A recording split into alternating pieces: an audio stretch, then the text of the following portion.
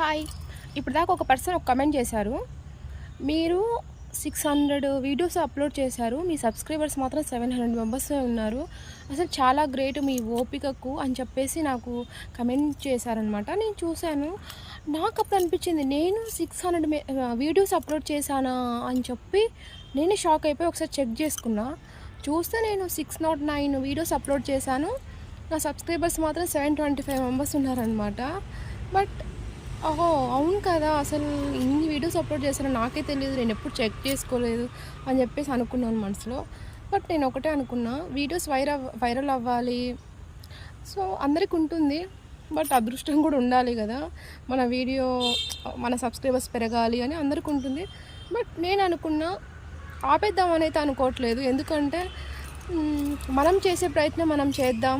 ఆ తర్వాత దైవ నిర్ణయం అని చెప్పేసి అనుకున్నా. నేనైతే